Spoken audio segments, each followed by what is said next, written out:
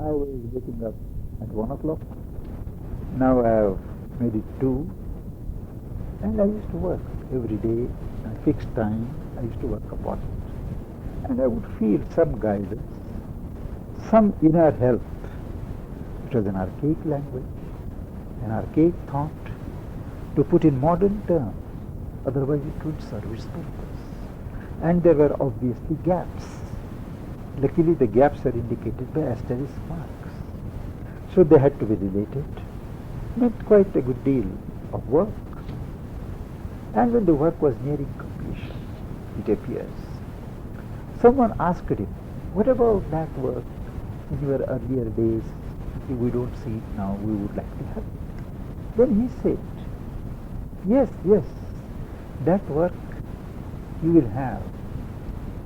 An intense celibate is translating it into English. You will have it. After a month or 2, I wrote a postcard to the people who had asked me to do the work. They came down and they were very happy that the work was over. And they told me that Swami Nityananda has been following and he has made this remark there. He is expecting it. I was gratified. That was enough for me. That he had chosen to take notice that such a work is being done by one who is not there physically, thousands of miles away. And there was no external communication between me and him. That he mentioned that was an act of grace, for which I was filled with gratitude. Then he took the manuscript, went there to Bombay, the friend, common friend, and somewhere then I had an experience.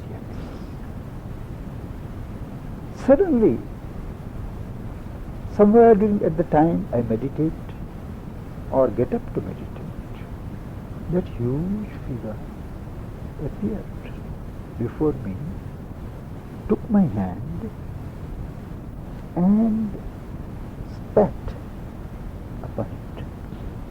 In the ancient spiritual tradition, this spitting closely indicates an initiation. So, but I didn't know what it was. I had a very pleasant feeling. I had a feeling that something great has happened. So that next evening, when I met my guru, who is the mother, I explained to her, this has happened. What does it mean? She smiled very benevolently. And she said, it is an expression of gratitude. And that such a great man, such a mighty afflatus of the spirit, should express feelings of gratitude to a tiny creature like me. Moved me very much. The humility of the person to acknowledge, because we were not physically clothed, in a subtle form, to come where I am and express this. That is something unusual. And I always remember that thereafter. Many instances I came to know of his grace, but always that mighty surge and embodiment of spiritual dynamism. At that time, Swami Muktananda was one of the disciples. He had a number of disciples. Actually, he never allowed anybody to call himself a disciple as such. And when he was sick, very sick, there were a number of claimants to be his successors. There were at least 3 or 4 who came in the final round. But he was unconfident. It was later that Muktananda, after a lot of tribulations, vicissitudes, came and settled down there, and this ashram grew up Ganeshpura. I met him. He had come to our ashram. We had many intimate moments. in a sense, my writing about him and certain of his teachings is said to have been responsible to put him on the world stage, but I wouldn't talk of it here. And there are many who have received direct inspiration from Nityananda, not filtered through any of his disciples. I realize that this is one of the fortunate ashrams which is open directly to the grace and the dynamics of Swami Nityananda. He was one who walked directly from the pages of the scriptures. He didn't know a word of English, but he could know your minds. He could talk in a language which included all human languages.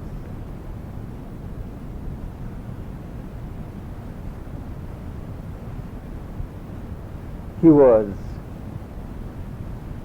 apparently otherworldly, but he always accepted the worldly concerns in his all-embracing sweet. I noticed when I came that the name of this ashram is Rudrananda. I wonder if you have, all of you, some of you must have known that Rudra is generally considered to be the fiery, the terrible aspect of Shiva. Shiva the destroyer. Now Rudra is something more. Rudra is also the healer in the Vedas and in the Vedic tradition that grew afterwards. He is the supreme healer. He destroys what is evil. He destroys what is opposed and contrary and obstructs the divine rule, the spread of divine benevolence. And he is always the supreme healer. And there is a particular mantra, a small prayer, which appears both in the Vedas and in the Tantra. It is one of those few mantras which do not need to be communicated by a guru. Usually, a mantra to be beneficent, to be effective, efficacious, needs to be communicated, given by a guru or a teacher. But there are certain mantras which are self-charged, which carry their own potency, and it needs only to be taken up with faith, adored and repeated with devotion, with love. And that mantra, one of those few potent sacred mantras, is what is called the Mahamrityunjaya mantra, the mantra addressed to the great conqueror of death, and he is Rudra. The mantra reads, Om Jambakam Yajamahe Sugandhim Pushtivardhanam Urvarukamiva Bandhanam Mrityor Mukshiyamamrutat. Om is the traditional word, the primitive word, analogous to what the Greeks called the logos. It is the seed sound corresponding at the human level to the first creative sound that issued out of the being of the Supreme when the creative movement started. Translated on our level, it is Om. It is a word, it is a mantra for liberation. It is a word for sanction, acceptance. So it begins with Om. Trambaka is the God with 3 eyes. 3 eyes looking the past, the present and the future, or the physical, the mental and the vital parts of man, or the worlds of men, of heavenly beings and of gods. 3 times, 3 eyes. The God of 3 eyes we adore. And what kind of God is he? He is full of auspicious fragrance, auspicious fame, and always he is nourishing. The memory of him, repetition of the name, remembrance fills us with a divine force and energy which is nourished. Pushti Vardhana. We adore him. And may he, that's the prayer, may he release us from death as a ripe fruit is released from the stalk. But may he not cut our connection with immortality. That is, may he free us from death, give us immortality. This mantra addressed to Rudra is repeated when one's life is in danger. When anyone's life is in danger, one wants to save. I have personally known instances when the doctors have declared certain cases to be incurable, beyond cure, and somebody else has repeated this mantra again and again, and there have been inexplicable, medically inexplicable comebacks.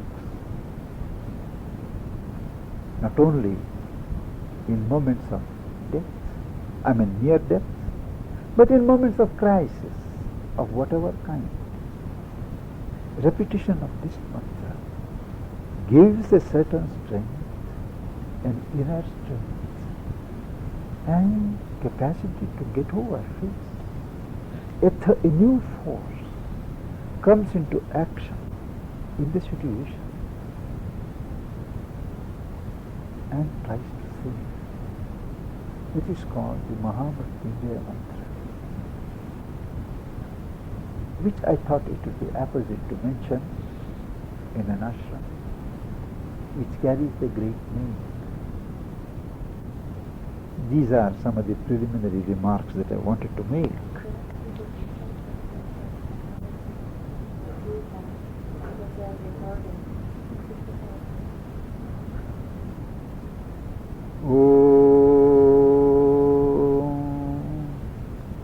त्र्यंबकं यजामहे सुगंधिं पुष्टिवर्धनम् उर्वारुकमिव बन्धनान् मृत्योर्मुक्षीयमामृता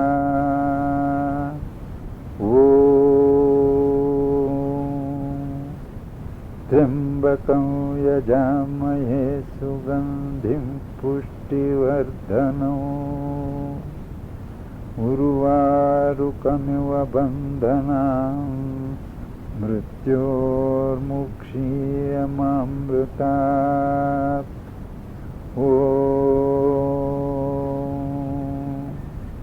त्र्यंबकं यजामहे सुगंधिं पुष्टिवर्धनो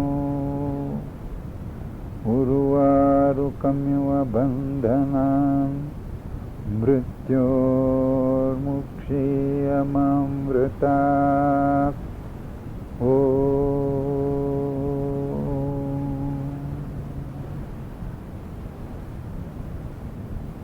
I have written about this mantra, giving the text, translation and comment in a small book that I happened to write about 20 years ago. I believe it is available. It is called Japa, a small pocket book with my hosts, Aurobindo Action Center. Perhaps, I think I saw a copy or two there at the shelf. It might interest friends who want to have it written form.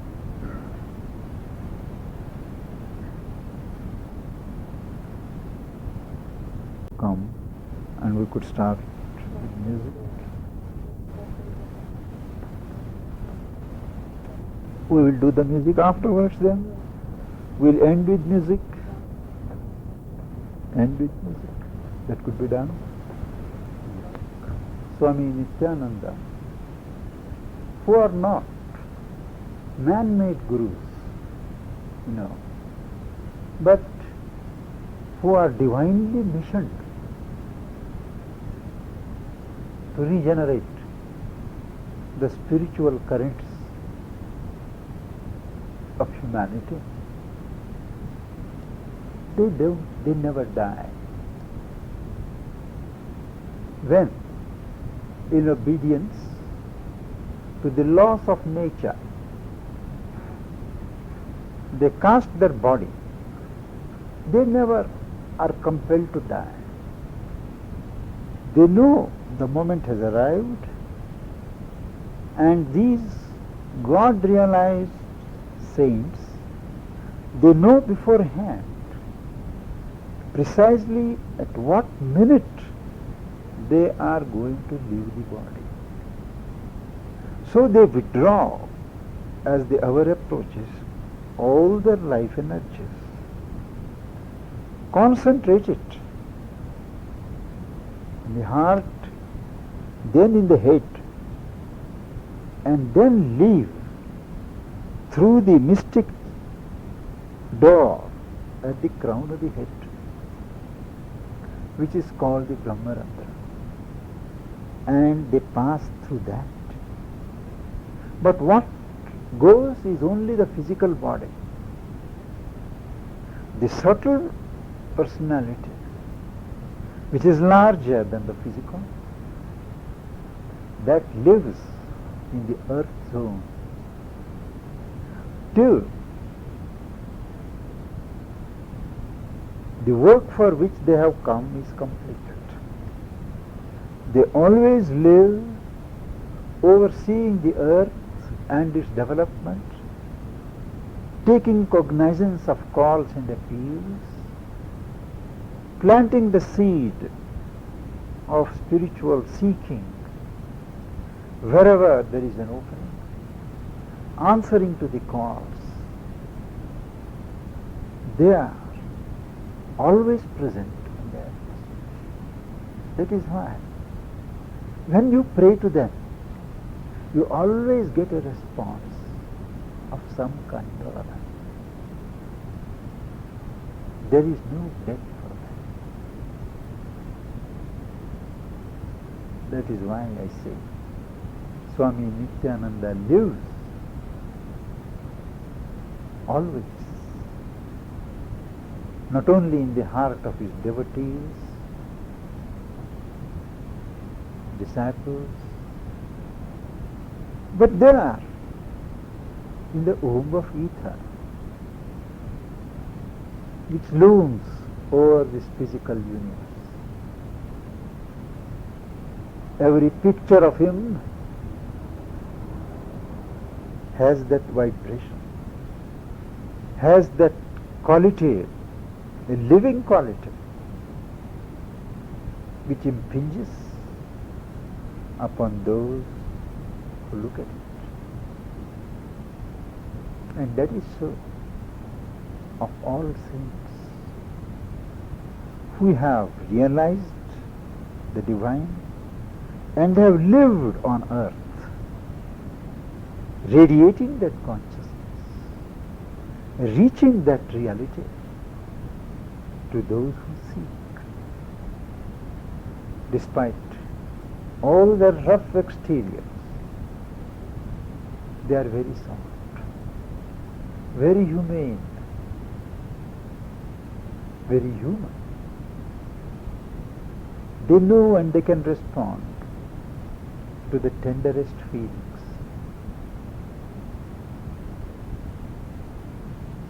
They have covered the whole gamut of human relations, human emotions,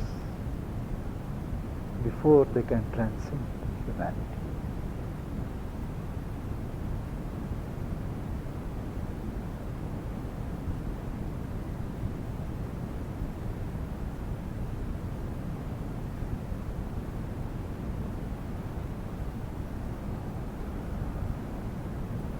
Simple, yeah?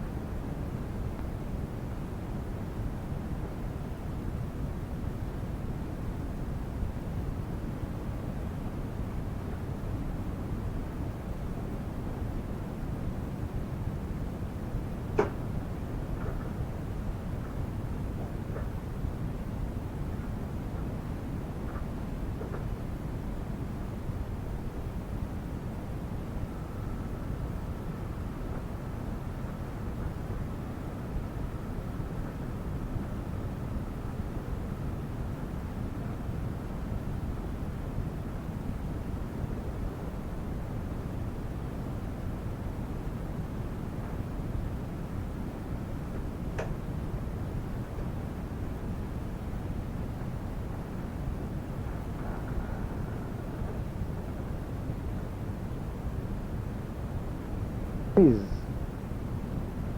a common tradition in India that this universe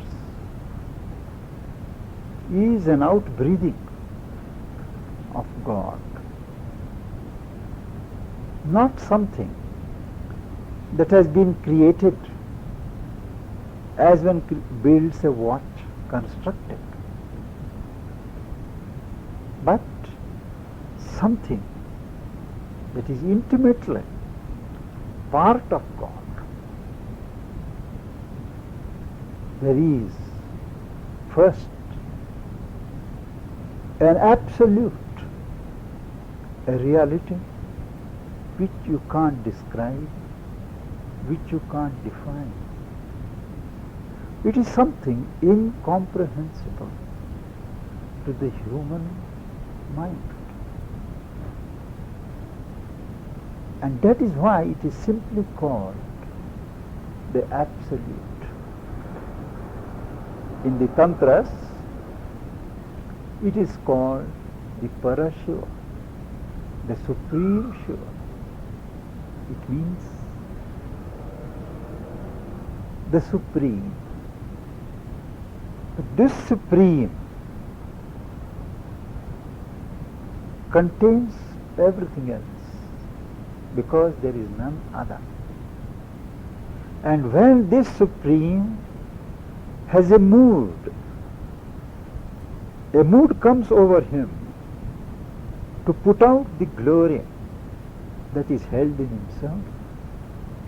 The moment the idea, the possibility occurs, there is a stir, what is called spanda, a vibration. And that is the Logos, the first creative sound. Immediately, the Parashiva posits himself into two, the Shiva and Shakti. In modern language, you would call the static consciousness and the dynamic consciousness. Shiva and Shakti. Now Shiva and Shakti are not two separate powers, two separate entities, but it is Shiva as Shakti. Both are one consciousness, posited in two positions, two poises, the positive and the negative, or more accurately, this passive, the static, and the dynamic. And as a result of these two, the functioning of this polarization, there is a multiplication of the principles, which are taken either as 24 or 32 principles in number, ultimately devolving into this universe. And this universe thus is derived directly from the Supreme. It is pervaded by one consciousness, by one power, and this consciousness is not something that is static, that is just self-aware. It is a power, it is dynamic, and it goes on taking different forms. And this universe of millions and millions of forms is constituted of this power, this Shakti. We shall refer to it as power, which as it comes and forms, organizes a number of worlds in its downward descent. There is the world of delight.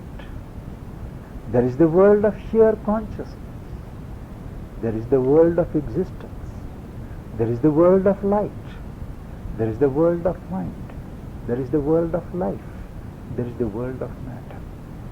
So there are 7 worlds which are self-constituted, built, organized by this Shakti, by this power.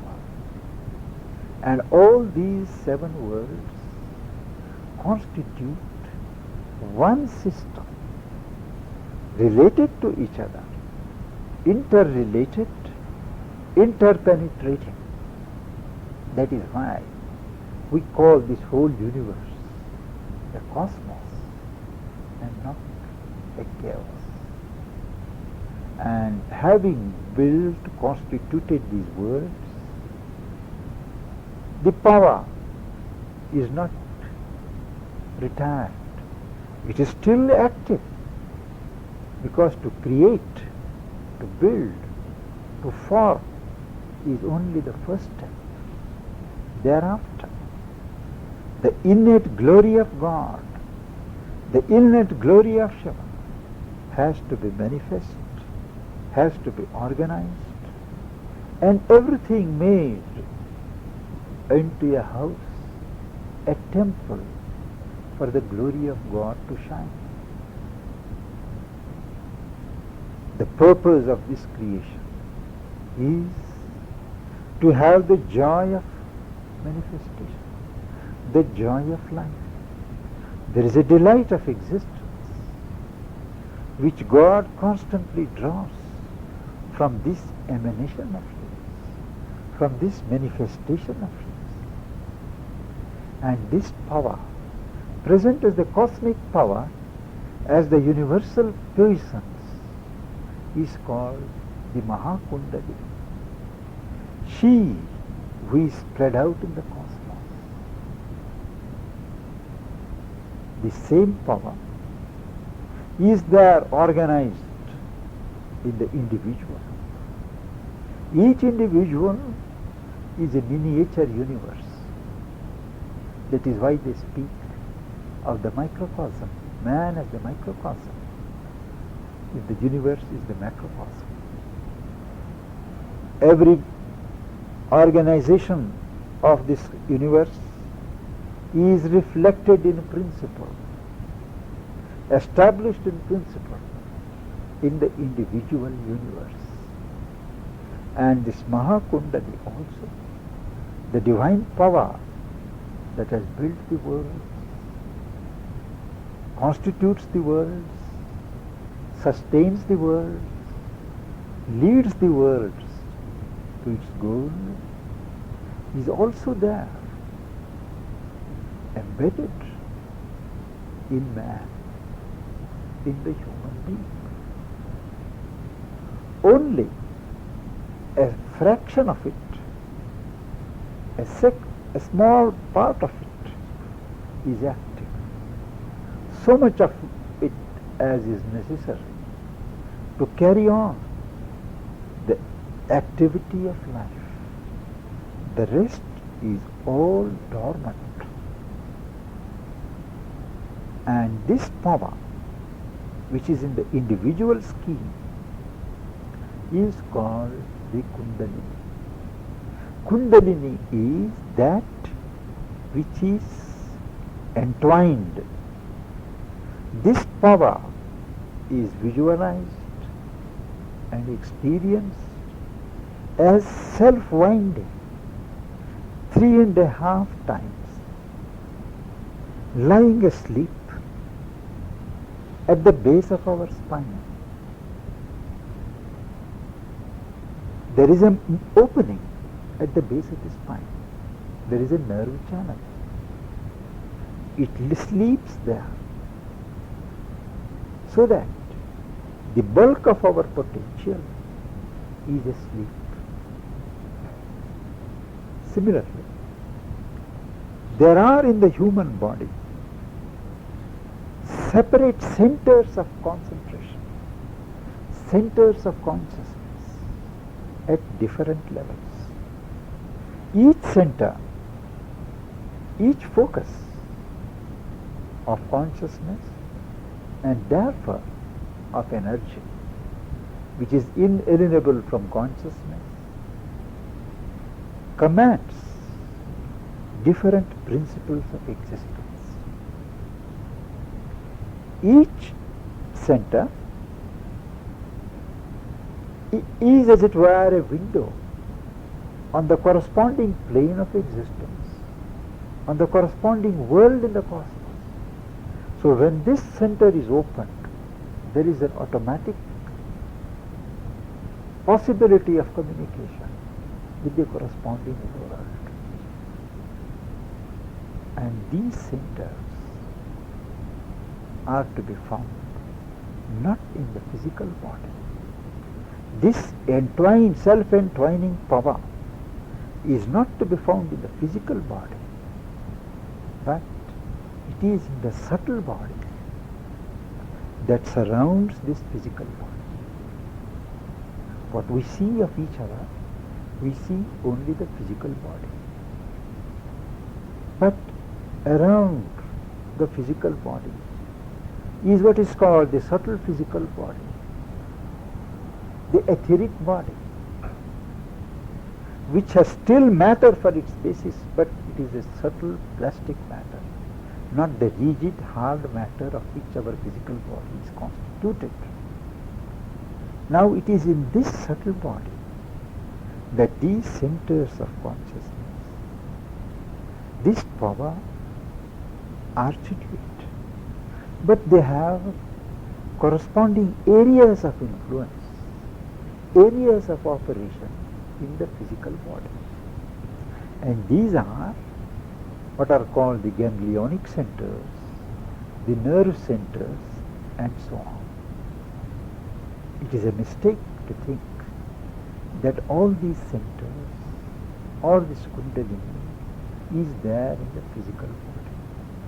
The physical body is the field for the operations of these centers and power, which themselves are situated in this subtle body.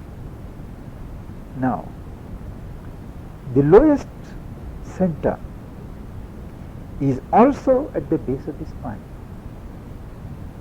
and it commands the physical existence, sex, agree food and material life.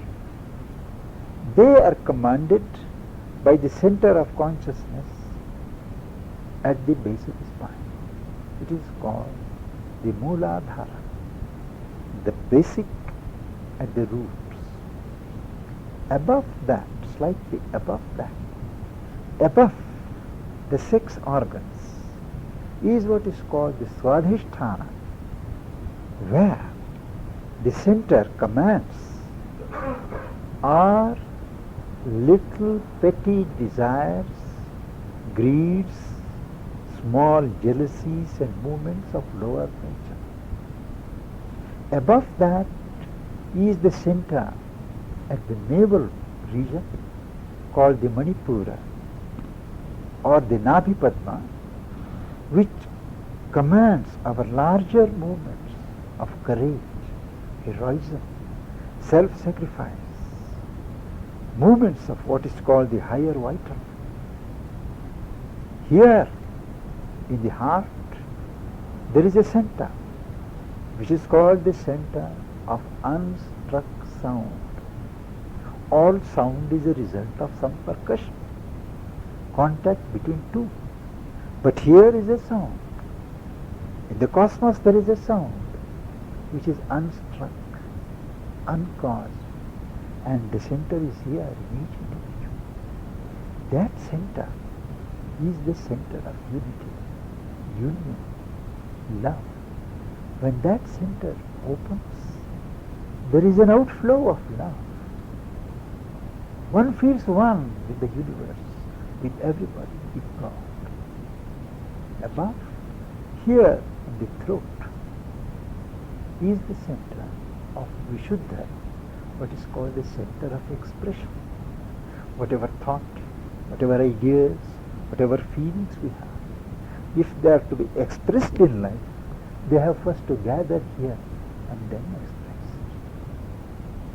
The next is the center here, between the eyebrows, what is called the Ajna, or the command center, because it is the center of vision and will.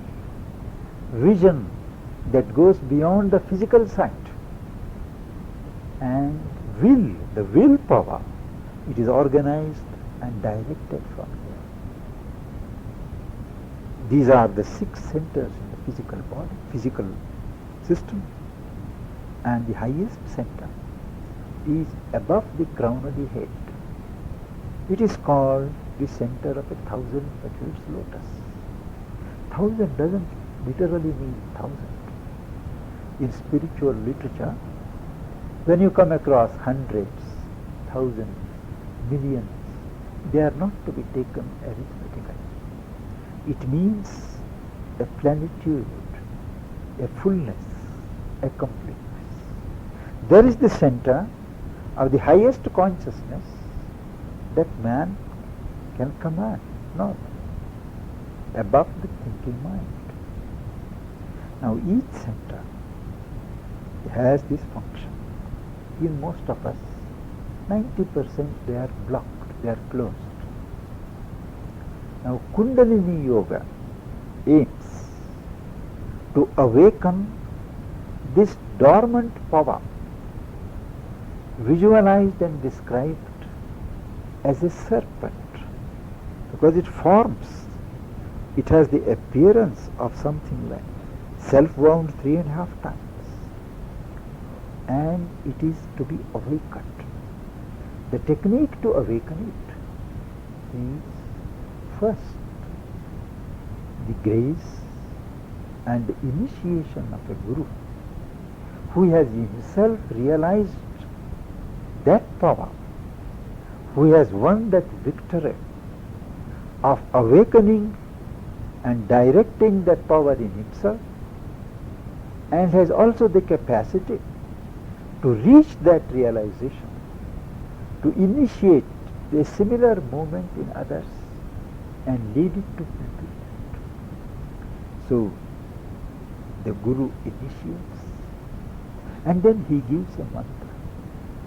It is not to give a mantra again. is not something that you refer to a book and choose any mantra.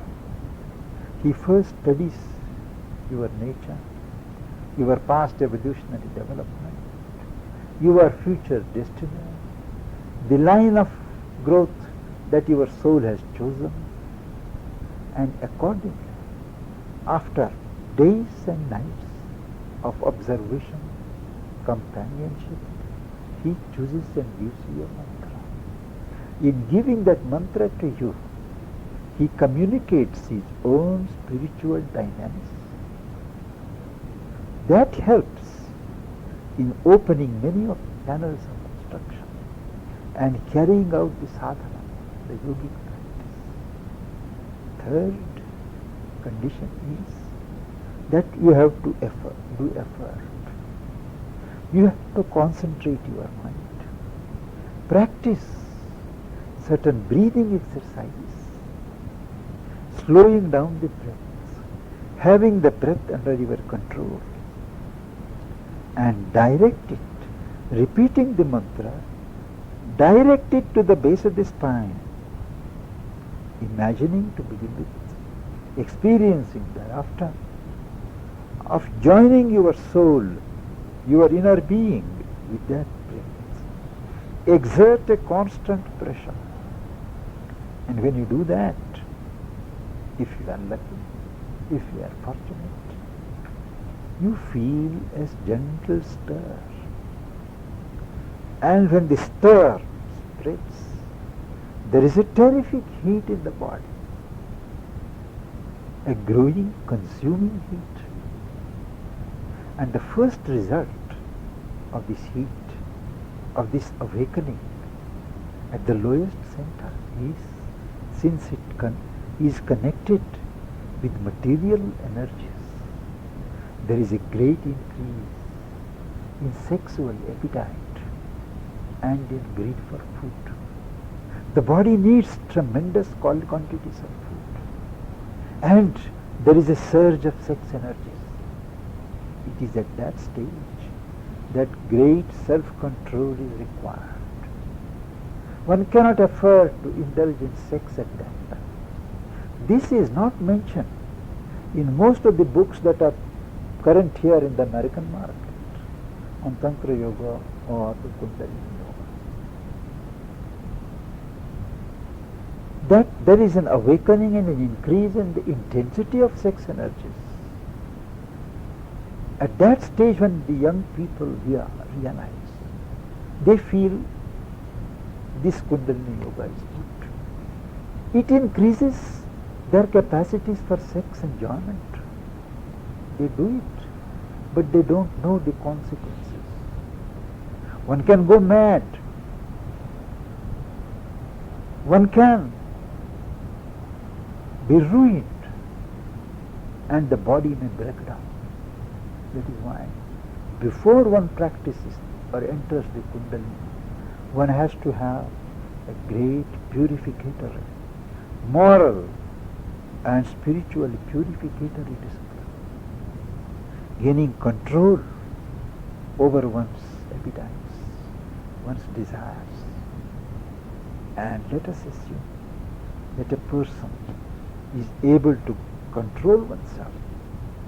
Then, during further practice, this power goes from the lower status to another center. And there is the center, as I said, of the higher vital moments. One feels great, one feels strong, one feels mighty, one feels a thousandfold increase in strength and power. And one does mighty deeds, one has the capability of doing things which one would normally not imagine. The third is when it comes to the heart, the capacity to love, the capacity to spread out, the capacity to unite in devotion with God. The fourth, when is the center, when you find the exact expression. People who normally fumble, they suddenly become highly eloquent, fluent. People start writing poetry. People start writing volume. They do not know what they are writing, but there is an urge. And when it comes here, there is a power of effectivity, prevision. And when it touches the highest center, the Sahasrara as it is called, there is a sudden meeting of the energy from below with the spiritual being, the spiritual energy above. And there is a sudden downpour of bliss. This is the real union between the Shakti from below and the Purusha seated above. The union between man and woman is symbolically described. Spiritual energy, when it meets, there is this ebullition of bliss. Now this imagery has been given many erotic formulations by human imagination, perverted and debased. But the truth is this: each man, each human being has in himself or herself both the Shiva and the Shakti. One doesn't have to go out and find one Shakti in a woman, nor is it necessary for a woman to go and find out her Purusha in a man. It is there in each one. One has to awaken both and unite both in oneself. Now, in the very nature of things, this first union can be only very momentary. The body can't sustain this congruence. The power comes back, and all the centers that have been opened, they again fold down. Now each day the practice has to be renewed, running into hours of meditation, concentration and worship, with all the discipline entailed in the process. Now these centers, they are, as I said, in the subtle body. They are at the confluence of many nerve channels, not these physical nerves, but there are subtle nerve channels which are called nadis in Sanskrit.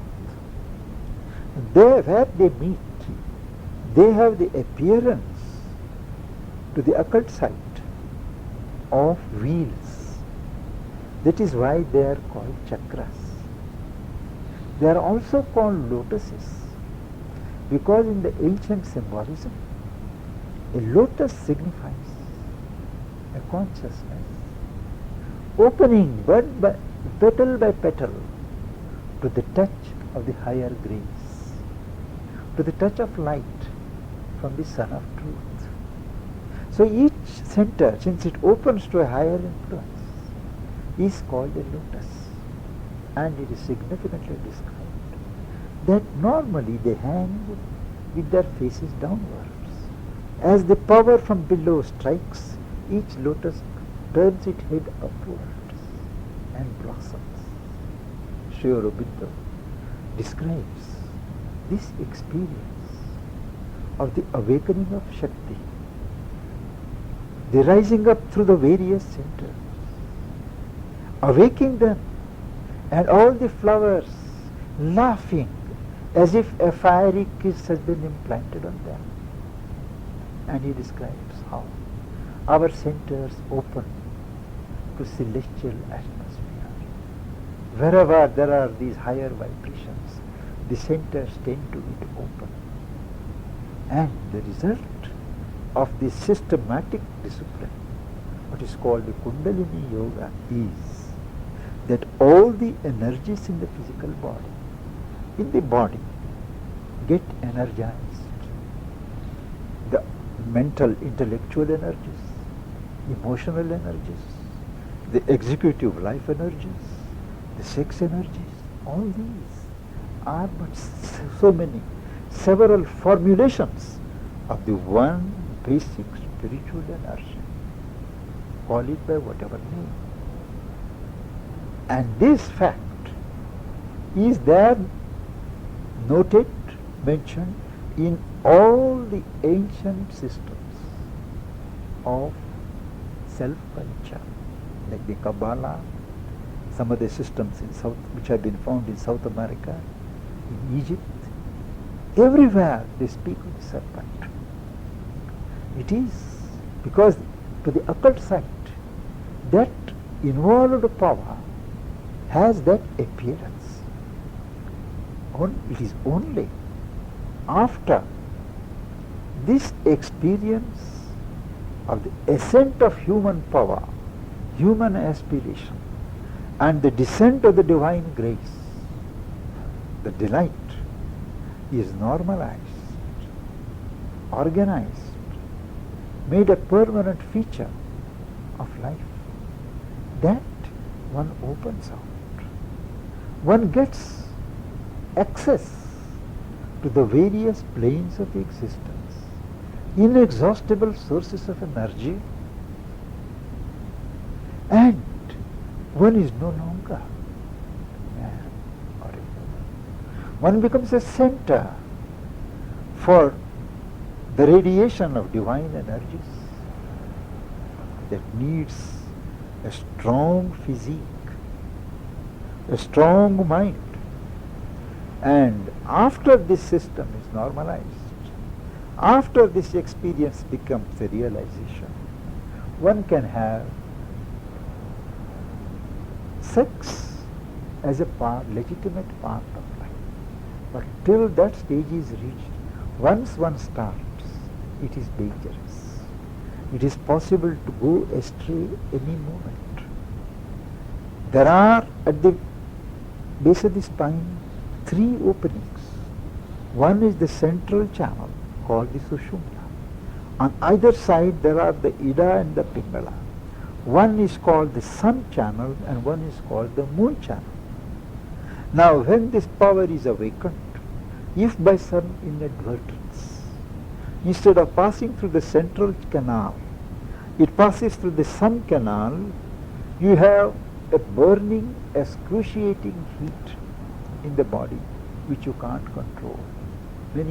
Some have died, some have gone berserk, unable to bear the heat and unable to control it. The Kundalini Yoga was given to mankind by the adepts thousands of years ago, when the conditions of life were different, when the external life did not make as many demands on man as it is done today. Whether Kundalini Yoga is practicable, possible to be practiced in the midst of conditions of life today is more than what I can tell. But it has its dangers. And what it does, it creates conditions for you to unite with the divine, to express the divine, become a channel for the divine enjoyment of the universe. You don't have the sense of proprietorship after that over anything that you do. You always lay yourself open and you feel the divine energies coursing through your veins, drawing the enjoyment of life, drawing the enjoyment of the cosmos. You are a channel. A great amount of sincerity, earnestness, faithfulness is expected of a seeker, because he cannot exist by himself. He becomes only a channel, a center for a higher power, for the divine. Based upon that, it is possible. So conditions are easier, openings are there throughout, and thereafter there are other techniques to unite with the divine consciousness always. This is broadly the Kundalini Yoga as far as it can be described in words. These are matters of experience. And only unless one has some practical inkling in these matters, these themes do not permit themselves to be described or expounded in greater detail. I have given you an outline, and if you have questions, I would be too happy to answer.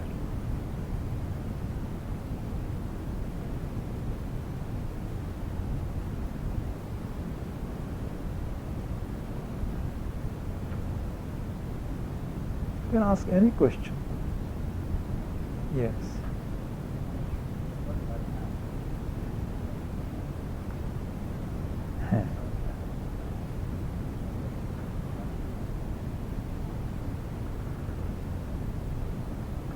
These things happen when one doesn't raise. It just happens. One normally consciously raises to the right channel in the center. When it finds its way through the moon channel, there is great sensation of coolness, happiness, tranquility and joy. There are instances when people who are suffering like this have stumbled upon the other technique, and they have tried and redirected the route through the moon channel, and they have been cured. They have always a continuous feeling of happiness and coolness, pleasant. It is very cool.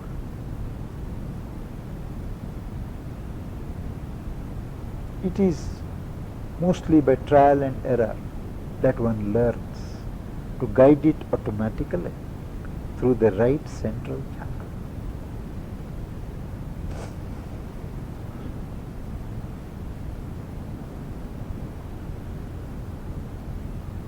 Is it true that one should practice the Kundalini Yoga only under the guidance of one guru? As I mentioned, the initial start itself is under the guidance and the initiation of a guru who has realized the truth of Kundalini in himself. So once he gives you a start, thereafter a continuous presence of the teacher is not necessary. But there are certain crucial stages which one finds when one is not able to raise the power higher than where it has arrived. There one again goes to the source of help, and a single look, a single touch of that guru is enough. It releases the thing. I have had occasion to carry quite a number of letters to the mother, who is my guru, of people from outside who had the experience of Kundalini going beyond their control. It would rise up not just when they were sitting for meditation or practice in their prayer rooms, but when they were driving, when they were cycling, when they were in the midst of traffic, and it would immobilize them. They can't do a thing. So they wrote, for heaven's sake, please ask the mother to help me to stop it. This is impossible situation. Nobody is able to help me. And the moment I told the mother, the next letter would arrive that the things have stopped and there is normalcy. She could reach the help not only to her disciples, not only to her devotees, but to anyone who sought her spiritual help. In her own way, her consciousness would reach out to the person and set right what was to be done. Kundalini is a truth, a way, but as I have said, not the only way.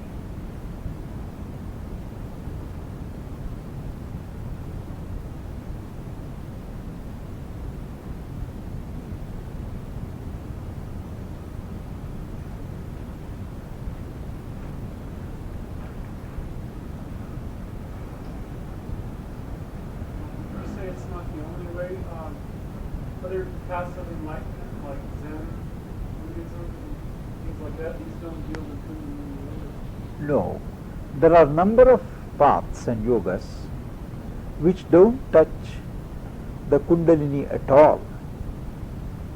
They don't start from the lower centers, but they start from here. They open the highest centers, the mental centers, or the center here, to the inrush of higher consciousness.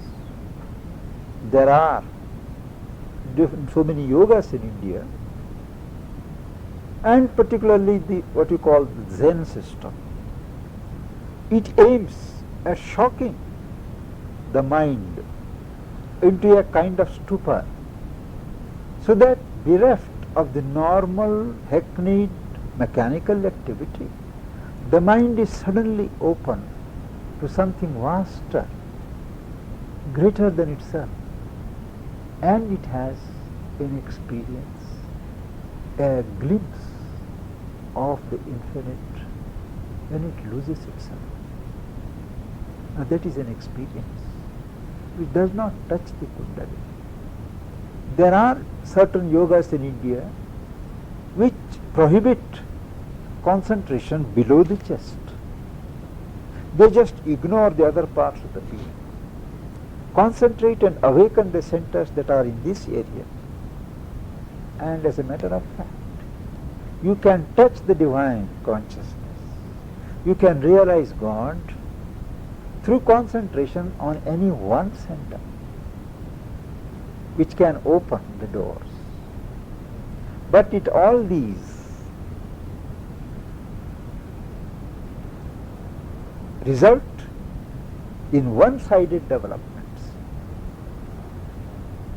Today's need is for an integral development of man, a total development of man, in which every part of him is taken up, exposed to the higher light, higher consciousness, treated to it,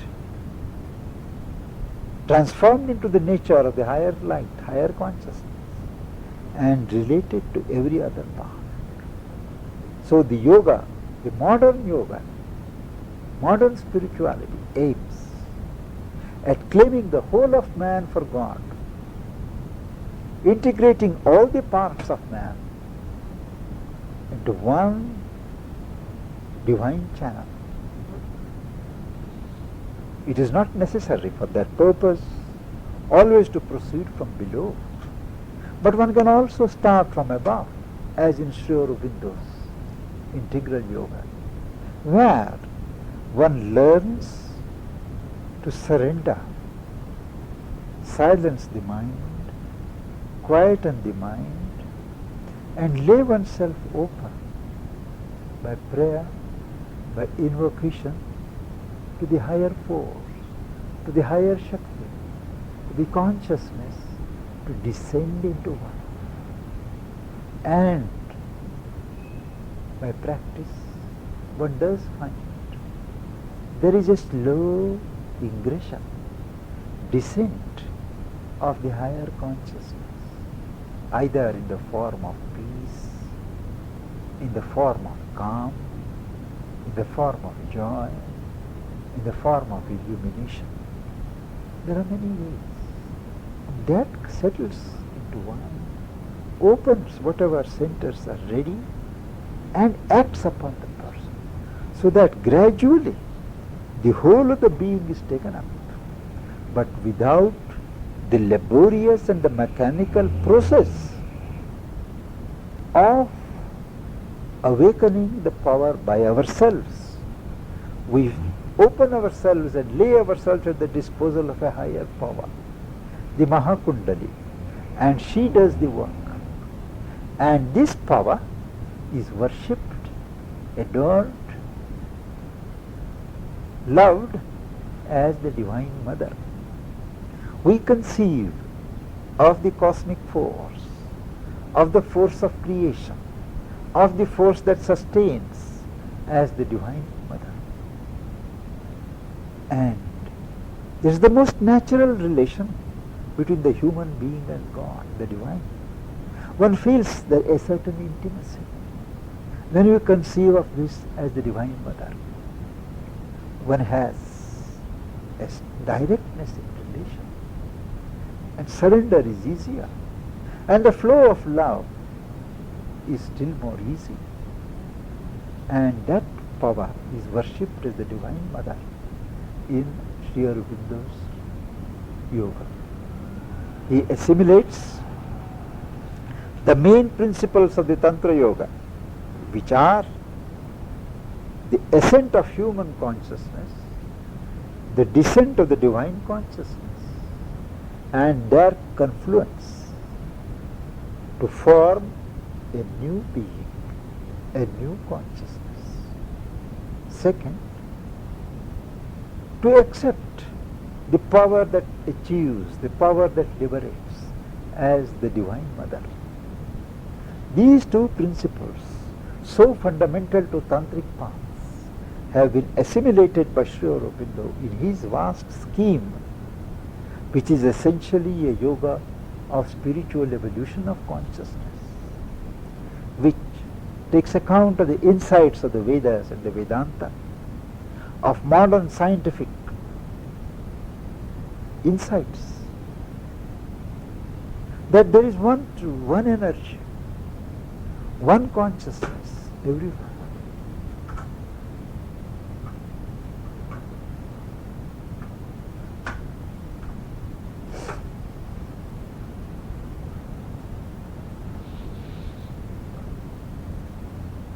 One can pursue any path, one can start at any point, but the aim has to be to reclaim the whole of man and not just the soul for God.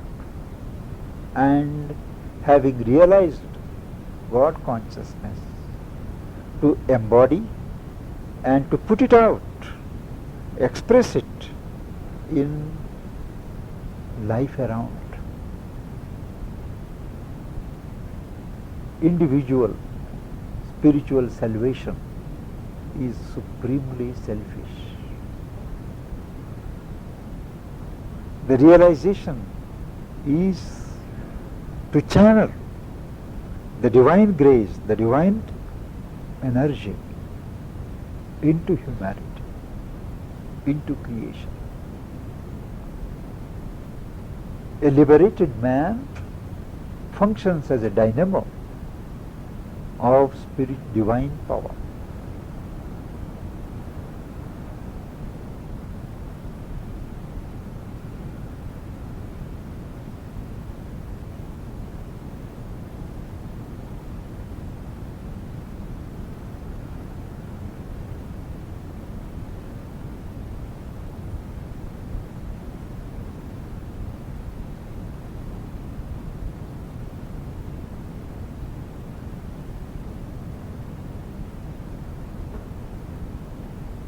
There is a yoga of sound, what is called the Nada Yoga.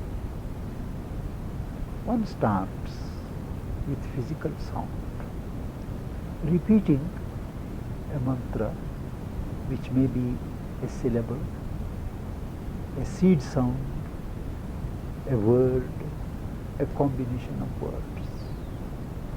When you start, you repeat it verbally. There is an audible repetition. Slowly, the audible repetition stops and only the lips move, but no sound is heard. This is the second stage. The third stage is where nothing in you moves, But something inside takes up the japa. The word name, the word, the thing goes on repeating itself, reverberating, and your part is only to listen, to hear, nothing else. A time comes when you may be driving, you may be working, you may be anywhere, but on one side you go on hearing that repetition. That means the inner being has taken up the japa, the mantra. And thereafter, even that sound becomes subtle and subtle, till you are landed into what is behind the sound. The word, the mantra, is called the sound body of God. And through that body, you come to the reality, to the soul, to divinity. Man loses himself. And mantras, music, elevating music, music that soothes, music that calms down the outer excitements and awakens the deeper centers of peace, of joy, is a very effective and a potent channel to reach what is behind sound. And that is why in India, music is not considered as a form of entertainment. It is a part of spiritual culture. However much it may have been vulgarized today, after the impacts of certain other contacts, it remains a spiritual science.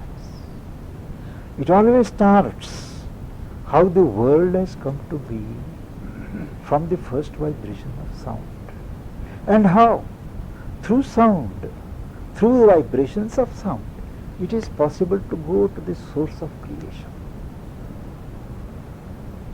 And it is not a legend, it is not a story, but it is a fact that by certain melodies, what are called ragas, it is possible to move elements in nature.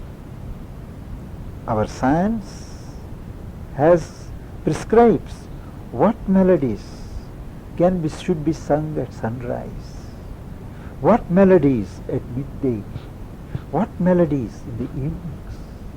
These melodies have to conform to the cosmic melodies that are going on behind the surface. And by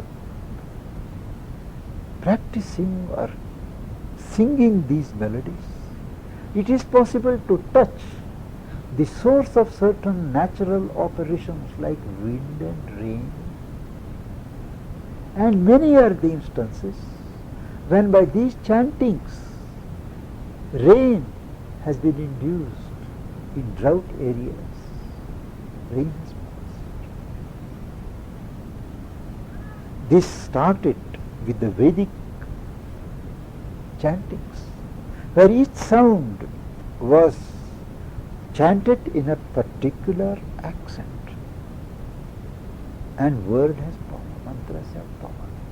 Conflagrations, fires have been stopped in our day, in my lifetime, by people who had achieved perfection in this line by reciting certain hymns. When there is rain, when there is conflagration, there are appropriate mantras. You recite them and it comes down.